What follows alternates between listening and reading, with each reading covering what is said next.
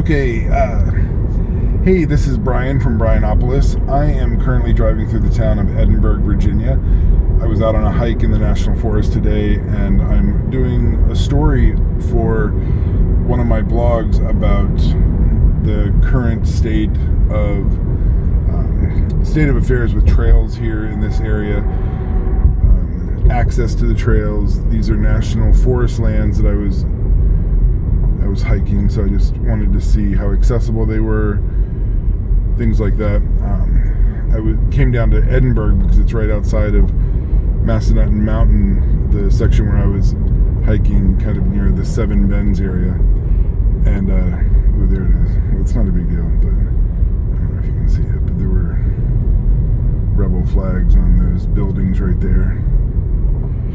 That makes me feel uncomfortable, and I guess it's understandable why it makes me uncomfortable, or maybe it isn't, so I'll explain it.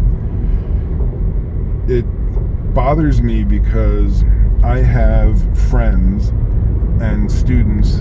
I have had students throughout the years that I've gone on hikes with, and I've taken to more remote areas to enjoy all the area has to offer here in the East Coast.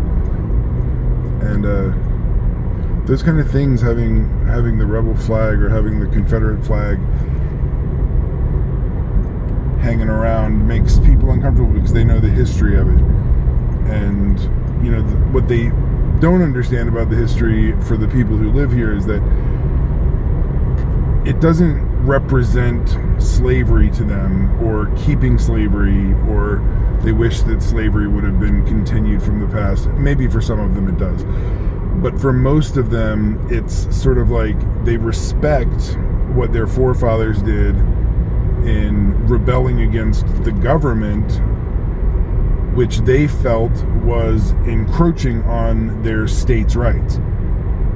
So for people here in Virginia, well, for a lot of people, the Civil War was a war about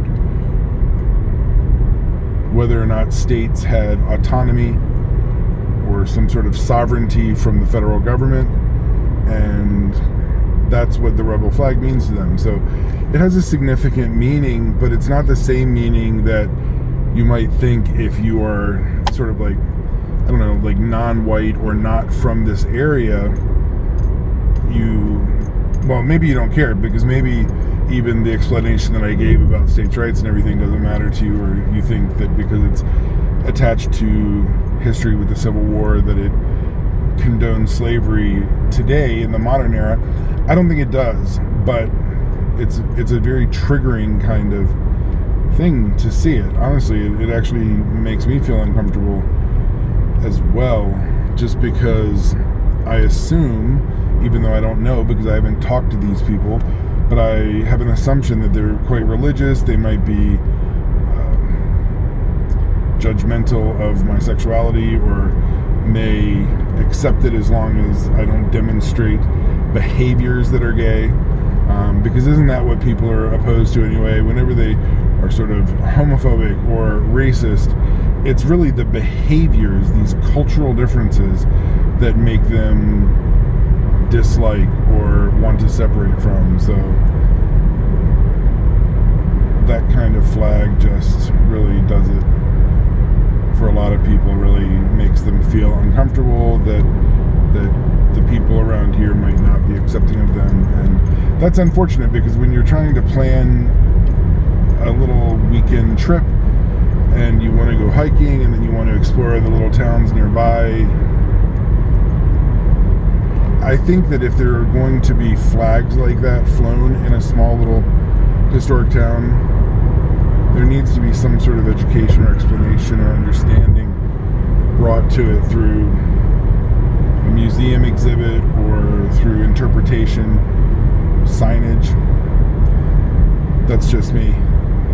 Anyway, I'm heading to Seven Bends State Park right now, and I'm going to get off here so that I can look for it. I've never been there before, but I'm excited to check it out before sunset. Thanks for watching. Talk to you all later. This is Brianopolis.